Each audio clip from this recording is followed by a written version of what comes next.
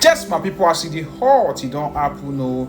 Just watch as Rufai take address Izako, man, because he don't talk, say, the current Nigerian constitution, even if they amend that, you know, go take us anywhere, but just listen to what Rufai tell her, you go really know, say, this country, and God will save us. Just watch, share, drop your thoughts in the comment section.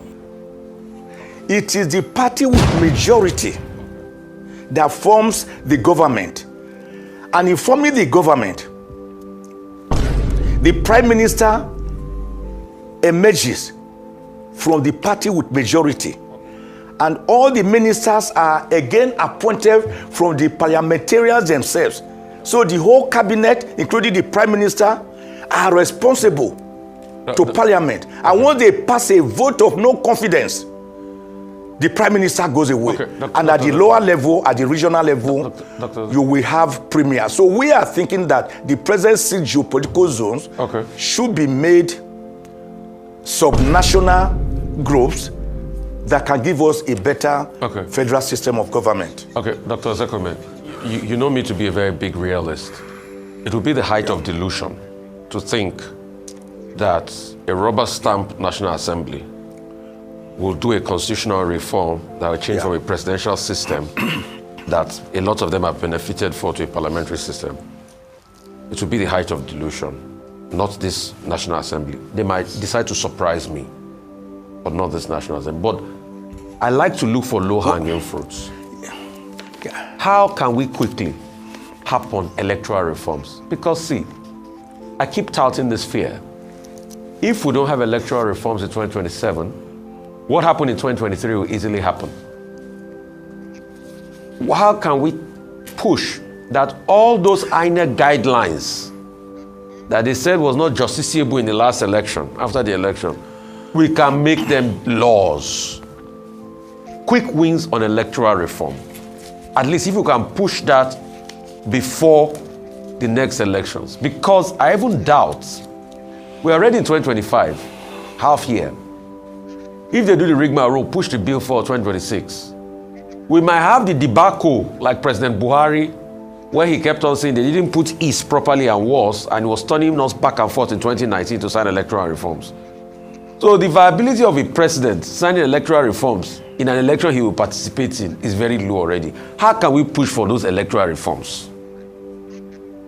Let's start with that low-hanging fruit. I do not always believe in low-hanging fruits, because low-hanging fruits many a time get rotten because they are low-hanging and they are cheap to get. I prefer to go the hard, narrow path that gives us what late Chief K. Umbadiwe calls national resurgimento, national rebirth.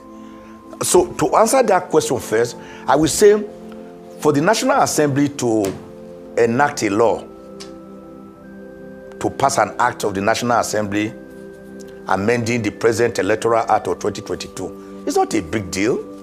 They have all seen the problems we saw, beavers, electronic voting, and the rest that were the Supreme Court said were not reflected statutorily, that they were just more like mere words. What is difficult, if they are really representing the people and they want an electoral system that is as clean as a whistle, what is difficult in amending that? But Rufai, you know why I said I do not want to go? We are not trying to go for that low-hanging fruit. It's easier. You can sit down and pluck it. But you see, it was Albert Einstein, the father of relativity, a great physicist, who once told us that you do not solve a problem by using the same method by which the problem was created. His principle of relativity was what gave birth to the first atomic bomb that was used in destroying the twin cities of Hiroshima and Nagasaki of Japan during the Second World War. Albert Einstein made that very clear. And Hippocrates, the father of medicine, whose Hippocratic oath is taken till date by aspiring medical doctors. He once told us that desperate diseases require desperate remedies. So if we have seen, Rufai, that the road we have been going is leading us to no destination, is leading us to poverty, to disintegration, to lack of communal harmony, to interreligious crisis, must we continue on that path to perdition? I say no. Don't forget, Rufai, that this is not our first constitutional attempt. The best constitution we have had so far was the 1963 constitution, which is why the patriots are clamoring that the product of the 1963 constitution, the 2014 National Conference, attended by 492 delegates from across Nigeria, that agreed on over 600 recommendations. Then the present work of the National Assembly, both the Senate and House of Representatives, will not go in vain.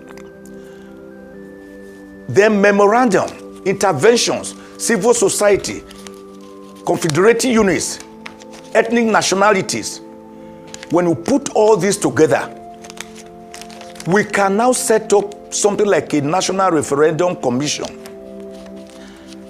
that can help to midwife a new constitution, which will be subjected to referendum of the people. Okay.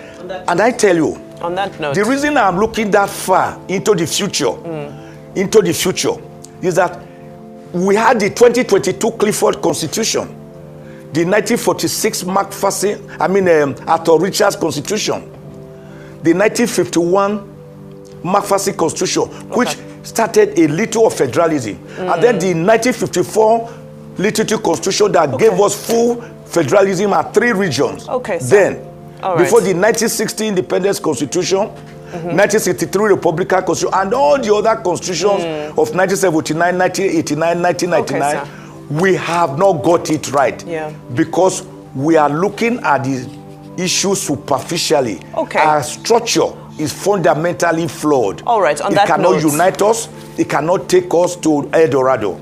Thank you so much for your powerful insights this morning. Of course, we continue to follow this